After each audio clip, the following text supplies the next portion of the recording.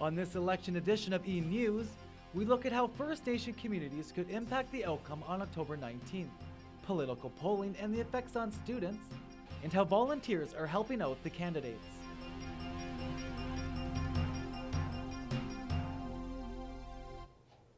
Welcome to eNEWS. I'm Halen Cooper. And I'm Aaron Haugen, and here is today's top story. Monday's federal election is only hours away, and the parties are looking to shore up any and all support they can. Perhaps that's why the party leaders have been targeting First Nations communities as well. We go live to Tanya Plain Eagle, who has more on the story. Statistics show that the Aboriginal community is among the fastest growing community in Canada. Many observers say that for the first time, the First Nations ballot may take a significant role on how the national campaign will turn out. I spoke to a Native activist who is working hard to ensure that the First Nations community exercises their right and duty. Drummers are singing because for the first time in Canadian history, First Nations may be in a position to sway the vote.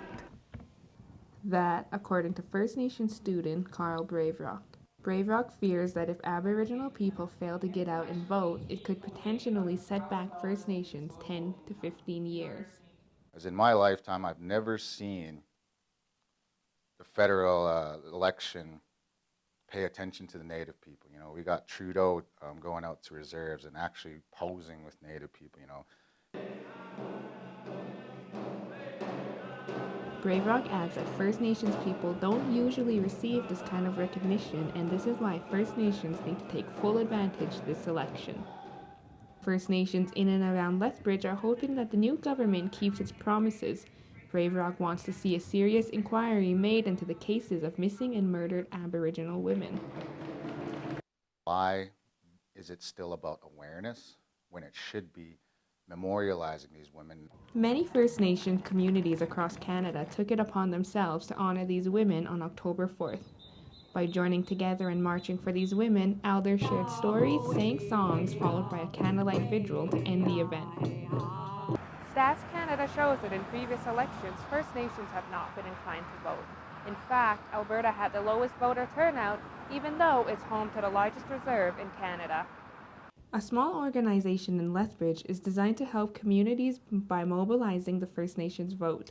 Creator Kristen Crine believes that the government needs to do more than apologizing to First Nations. She would like to see change. You read these platforms, they're all so smushy, they're all so light, they're all so beautifully written, but that's not the way that I see the way that change needs to happen. She continues to say this is not the proper way to build relationships with the Indigenous community. Indigenous Vote's main focus is to educate Aboriginal communities on the importance of voting. Statistics indicate First Nations are the fastest growing population in Canada. Braverock has faith that because so many young Aboriginals are becoming educated, the future for First Nations is looking bright. So Tanya, any tips for first-time voters in the First Nations community? So voters should remember to bring proper identification as well as proof of a home address, and then they should just be fine. Thanks, Tanya. Great report. The work of a Lethbridge College instructor is having a major impact both in the community and at the college.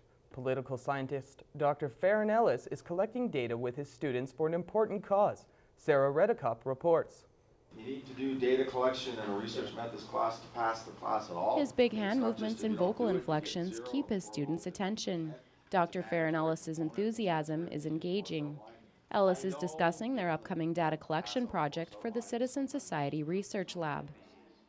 Ellis is passionate about the hands-on learning the students receive in the labs. They learn more about data collection in a couple of interviews than I could teach them, in several hours worth of lecturing, right? They learn more by actually crunching their own numbers than I could teach them in lectures of putting tables up and explaining to them, right? His students use software that randomly select phone numbers throughout Alberta. Dr. Ellis founded the Citizen Society Research Lab in 2000. Students are gathered here today to conduct polling for their research and methods class. Eventually, the students will use the data to learn how to crunch their own numbers, analyze the data, and then produce a final research report at the end of the semester. Ellis supervises in the lab while assisting students with any questions that may develop. Students poll on questions from same-sex marriage to political party leanings. The data they collect will be passed on to various organizations. Currently, the research lab is collecting data for the University of Alberta and Alberta Health Services. One of Ellis's students, Shane Sweetgrass, explains what he is learning from the class. You know, implying like research methods, correlations, representative designs, basically how to put numbers into a computer and what those numbers mean, interpret them, and that's what I'm trying to get out of this class. Ellis explains the impact of the research lab and what happens with the results of the data that they collect. Well, immediately we're getting front page headlines and bringing publicity into the college. But even more importantly, the students see their research in practice, right? The data that's collected is presented to the media and used for academic research and publications. Sarah Redekop, eNEWS. Students can view reports from previous studies on the college website under Applied Research. Ellis says results of his students' latest polling project showed that more than 50% of Albertans plan to vote Conservative, and just over 20% plan to cast a ballot for the Liberal Party. NDP support is just under 18%. With the end of the longest federal election campaign in modern Canadian history drawing to a close, people from all walks of life in and around Lethbridge have been getting involved. From students to retirees, campaign volunteers are out in force, making sure their supporters go out and vote. I had the opportunity to spend time with one of these volunteers to learn about how her work helps support her campaign and how her experience has shaped her outlook on life. Hello, Cheryl Mahedon's office. For most of us, an election campaign means way too many phone calls, an array of ads during hockey, and the occasional knock on the door at dinner time.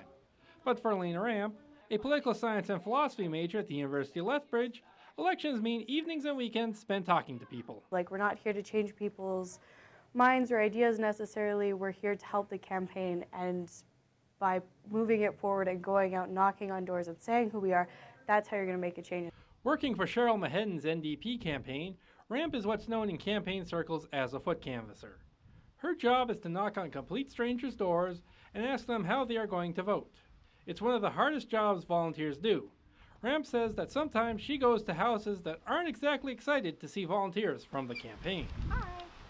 You have people from other political parties who want to argue with you for a couple of hours, and it's hard to shut them down sometimes and just be like, no, okay, that's great, I respect your opinions, but we have to move somewhere else and do it politely. Canvassers like Ramp are important because the data they provide can be used as a low-cost method of polling to find out where the party stands within the riding. Voter contact organizer Jennifer Takahashi explains why that data is so important and how they use it. Our volunteers are the ones who figure out who's voting for us, and then on election day we turn around and send those volunteers back out to make sure everybody gets out and votes. Ramp's journey to become a canvasser began back in the spring when she started volunteering for Shannon Phillips in the Lethbridge West riding during the provincial election, all the while pursuing her studies at the U of L. Pretty much while writing a final, I turned to my dad and said, hey, do you think Shannon still needs some help? And a couple of Facebook messages later, and we had a volunteer deal going on. After a short summer off, Ramp was called back into action when the writ was drawn for the federal election in August. Now with the entire country to cover, she spent time in places she normally hadn't given much thought to, seeing how national issues affect parts of Lethbridge differently. As for prospective volunteers, she says all they need is to not be argumentative and come with an open mind. Ramp says the experience has also changed her outlook on life, refocusing her dream job away from being a kindergarten teacher to becoming a lawyer. She says she also gained a new respect for volunteers from all political stripes. Coming up after the break, we take a look at a Liberal candidate in Lethbridge who sees himself as a David versus Goliath situation. And we look at a Green Party candidate hoping to defy the odds in winning a seat to Parliament. Hey, it's Kiana Nelson, and you're listening to the Top 40. Hey, this is Kyle, and you're listening to the Alternative Hour here on the Kodiak. I'm Melissa Pudmay, and this is the Country Hour. I'm Alex Nealick, and this is the Rock Hour on the Kodiak. Hey, this is Sam Borsato, and you're listening to the 80s at 8 on the Kodiak. It's 2 degrees at 2 o'clock. I'm Debbie Knight with Kodiak News. Lethbridge.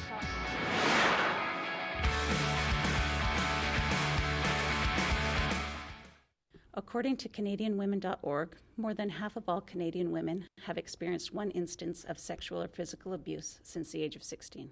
That means one of us has been abused. Every 6 days, a Canadian woman is killed by her domestic partner. That's one Canadian woman's life per week. If you think domestic violence isn't your issue, then think again.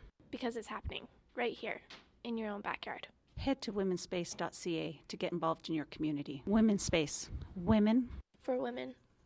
Go to the store. Did you lock the doors when you left? Did you turn off the stove? These are the sounds that people with schizophrenia deal with on a daily basis. At the Schizophrenia Society, they are here to help people with this disorder work towards improving their quality of life with programs like music, drama, partnership programs, and family support groups. With your donation today, you have the chance to make these programs free for people who are living with schizophrenia and related disorders. Donate today at schizophrenia.ab.ca or go to 234C 12th Street B North.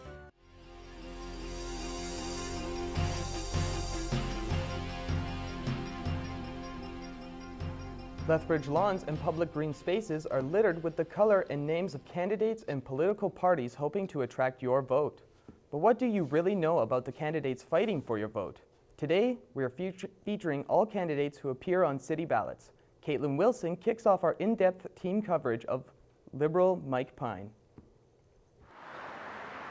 As the election speeds ahead, getting closer to October 19th, Liberal candidate Mike Pine hopes that he is chosen to represent Lethbridge. But Pine didn't always see himself in politics. In fact, it was Stephen Harper who caused him to have a change of heart. The consensus was the same. Government's broken. It's got to be fixed. And that's why I was there. That's why I decided to run. So. The Liberal candidate believes in democracy and is certain that Canada is in danger of losing its fundamental freedom. We live in a democracy, but it's not being run like a democracy. We're losing our democracy, and we have to get it back. Growing up in Taber, Pine moved to Lethbridge in the late 1980s with his wife, where they had 4 children. The children often refer to their father as the champion of the underdog. I can't stand people being abused. I can't stand people being taken advantage of. It rankles me. Life should be a win-win for everybody, and it can be if we all work together. Tyler Gilbert has been Pine's campaign manager since shortly after his nomination. He believes Pine would be a good voice for Lethbridge and used the word jovial to describe the grit candidate. He's just like a really positive person, and that's what makes it so easy to work with, and that's what makes him a really good candidate. He's really easy to talk to, and he's a good listener. The doors don't always open here in our community, but Pine maintains his sense of humor well on the hustings. Being a Liberal in southern Alberta is not the easiest way to get a job in Ottawa. Despite the odds against him, Pine says it hasn't been as bad as he thought. You run into your hard NDPs, but we're running into a lot of Liberals as well. A lot more than I thought would be when we first started this. Pine is hoping this support will translate into votes. Until then, his path to Ottawa remains in limbo. Pine believes that his party is the only one that will bring real change to Lethbridge. His supporters say he has his own thoughts, his own mind, and would make an excellent voice for the community. For more information, visit realchange.ca.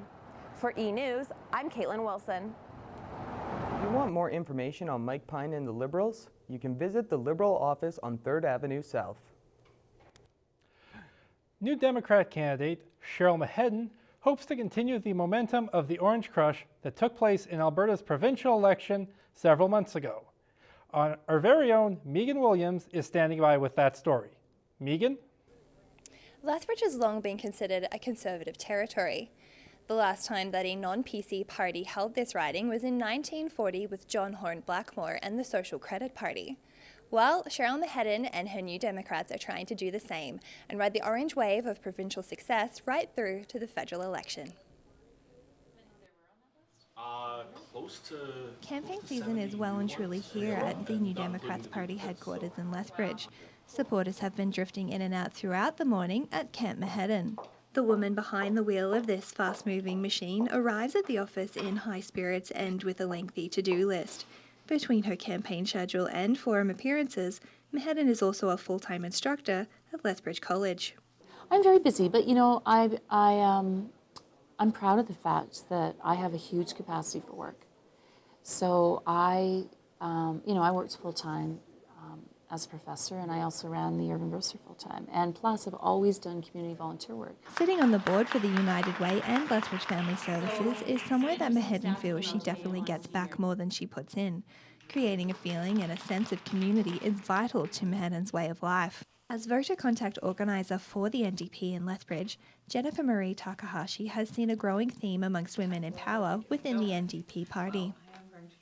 And it's this consistent thing about these strong, brilliant, fun people, and they're not stuffy, they're not arrogant, they're not pretentious, they're just humans, and they're amazing and kind. According to Elections Canada, voter turnout has been slightly decreasing over the last 2 federal elections, ranging somewhere within the low 60th percentile. This number is still way down from the mid-90s, where voter turnout ranged somewhere between the 70th and 80th percentile. Many see students as the apathetic group amongst voters, although Mahedon has been encouraging her students to hit the polls come election day. Business administration student Sarah Ferrari sees Mahedon weekly for her industrial labour relations class. Although the message to get out and vote is heard, Ferrari and her peers never hear Mahedon speak about herself with relation to the election. No, she talks about the election, but she doesn't talk about her in general. Her role. Yeah. She doesn't want to be persuading people to vote for her right. If elected into office, Mahedon will step away from her instructing duties at the college to make way for her responsibilities in Ottawa. If you'd like to get in touch with Mahedon directly, you can drop by her NDP headquarters, which is located on 3rd Avenue South, right next to Homes Alive. And Megan, how do students find out if they have registered to vote? Aaron, students can click over to the Elections Canada website where they can navigate their way to the voter registration page. From there, you can confirm your enrolment to cast your ballot on October 19th. Thanks for that report, Megan. With the election just around the corner, the Conservative candidate has been working harder for your vote. Rachel Harder is hoping to replace MP Jim Hillier, who's running in the Medicine Hat riding now that constituency boundaries have been redrawn. Jonathan Guignard has more on what Harder brings to the table and how she plans to keep Lethbridge Tory blue. If you're one of those people who find themselves distracted by the colorful signs dancing in the wind, you might be wondering who some of these people are. Rachel Harder is one of them. Hers is the blue one scattered along Scenic Drive and throughout most parts of the city. According to many, she's young, energetic, and caring. She cares for what she is doing and cares about Lethbridge. Being in government is an opportunity for her to help make a difference and to build a more vibrant community. I believe in freedom. I believe in entrepreneurship. I believe in innovation. I believe in creativity. And these are the fundamental principles of my party and what we stand for. Harder's campaign manager, Rick Dempsey, was introduced to Harder while she was running as the Conservative nominee in the spring of 2014. Dempsey said it was easy to support Harder based on her strong character and believes she is exactly what this community needs. Rachel is someone that is a very good listener, a very good connector, but wants the best for people all around her. Harder and her team claim to have knocked on every single door in the community and have now started knocking on doors a second time through. According to Harder, it's definitely a challenge, but her and her team are more than happy to go the extra mile. My ideal would be that I would have a face-to-face conversation with every single person in Lethbridge. Outside of campaigning, Harder works as an independent youth and young adult consultant, educator, and public speaker. She is contracted by organizations across Canada to apply her expertise on the emerging generations.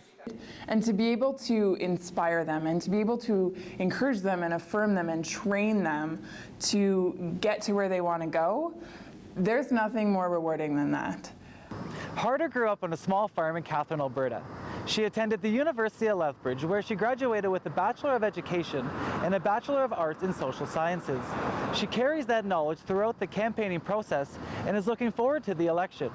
For eNEWS, I'm Jonathan Guignard.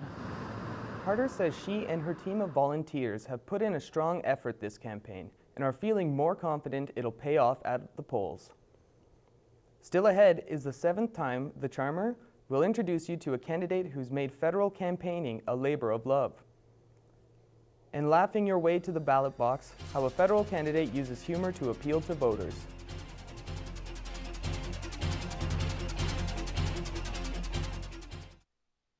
According to CanadianWomen.org, more than half of all Canadian women have experienced one instance of sexual or physical abuse since the age of 16. That means one of us has been abused. Every 6 days, a Canadian woman is killed by her domestic partner. That's one Canadian woman's life per week. If you think domestic violence isn't your issue, then think again. Because it's happening right here in your own backyard. Head to womenspace.ca to get involved in your community. Women's Space. Women. For women. At Interfaith Food Bank, we provide more than just food.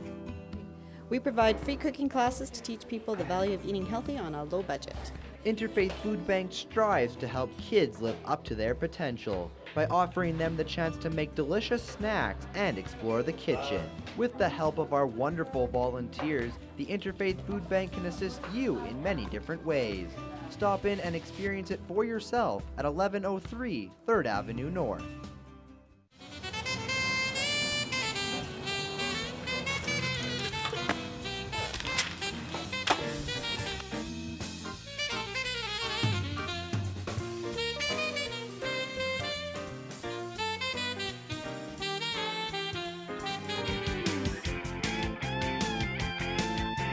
Celebrating 50 years of being together!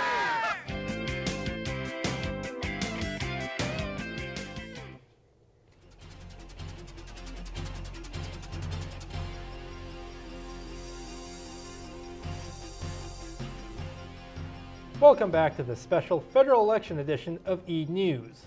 By his own admission, he may not have the substantial backing of other candidates, and their parties do, but that hasn't stopped Cass McMillan from sticking to his principles, giving the established parties and their candidates a run for their money.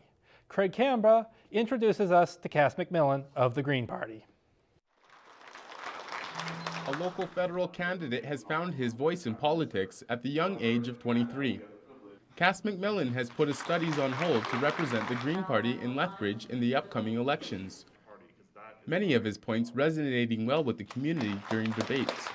I know that a lot of our policies I fully believe in, and they need to be heard, especially by someone who's competent as a candidate. McMillan grew up with his family just outside Lethbridge in Colehurst. In his youth, he spent much time and energy studying social sciences and in high school playing sports. With basketball, you can only go so far, whereas with academics, you can go a lot farther. So that's why I decided to kind of focus on my studies a lot more rather than sports. Studies brought McMillan right here to the University of Lethbridge, where he was able to immerse himself in biology, geography, business, as well as a second language. Though much support is generated from all ages, McMillan holds a key focus on the younger generation and students in particular. I think our main unit is definitely younger people, because our party actually has policies that will work for younger people, and we actually listen to younger people, as opposed to other parties I find kind of talk at younger people rather than with younger people. I know that the odds of me also being elected are very slim. They're there, but they're also very slim. I also have a need, I guess you could say, that I need to advocate for certain things that I believe in, because I believe that they haven't been brought up before and that they need someone strong to fight for them. McMillan has also shown interest in helping others learn more about the Green Party. So I had a lot of questions. I wanted to learn more. And what I did was I went on the Green Party website and I was like, I'm just going to do it. And I hit volunteer, and then boom, it was like 48 hours and Cass contacted me and he was like, let's meet. McMillan will continue to educate and canvass throughout the city. Many say if a fresh outlook on our country is what is needed, McMillan could have something to offer. Craig Canberra, eNEWS. For more information about the Green Party, you can visit their website. Campaign trails are blazing as the federal election draws closer. Jeffrey Kapp is representing the Christian Heritage Party in the Lethbridge constituency. I met with Kapp to discuss policy and what it could mean for Lethbridge if he was elected to Parliament. Rounds of applause welcomed candidates to the YWCA's Gender Equality Issues Forum at CASA. Delegates paid close attention as the community members expressed concerns over issues not addressed by federal party leaders. Although so-called major parties fielded most questions, the discussion involved topics that the Christian Heritage Party built its platform around. I see government with policies that hurt ordinary Canadians, hurt families, and I have a strong motivation to try to suggest policies. Since the Canadian Alliance merged with the Progressive Conservatives, Franz van der Strout has been a member of the CHP, campaigning in both Medicine Hat and Bow River. Recently, he's focused on being Kapp's central campaign manager. He believes in Kapp's ability to lead and the integrity of his character. If Jeffrey would be elected to Parliament, he would be an excellent MP. An open forum held at the University of Lethbridge allowed students and community members to ask candidates about what's in store for future generations. One resident expressed frustration over the niqab controversy, venting concern over the thought of losing his citizenship even though his family has 3 generations in the country. Kapp was blunt in his response. You cannot serve 2 masters, you have to serve one for the other. If you're going to serve Canada, you renounce your loyalty to any terrorist force. If you're going to serve a terrorist force, you have to renounce your loyalty to Canada. In the eyes of the Christian Heritage Party, they are the only pro-family political organization in all of Canada, offering tax benefits, a better economy, and better health and justice systems. But on their website, it states that marriage and family is between one man and one woman. While Kapp did explain that he hadn't heard of any specific exclusions, he did say that their methods there would be to achieve a larger perspective. I think our approach there would be to gain a greater understanding that same-sex marriage does not serve any purpose other than for the 2 people within that relationship. Kapp believes Canadians want honest politicians, and with October 19th only days away, he hopes voters see him as a politician for the people. Halen Cooper, eNEWS. To follow Kapp during his 7th crusade of running for the CHP and to learn more about their platform, visit chp.ca. Instead of shaking hands and kissing babies in a bid to win over voters, Lethbridge candidate has stepped out of the box and is instead using satire to entertain the electorate. This candidate is using nothing other than his comedic timing to make an impression. Cole Swear introduces us to Solomon Krieger Payne of the Rhinoceros Party.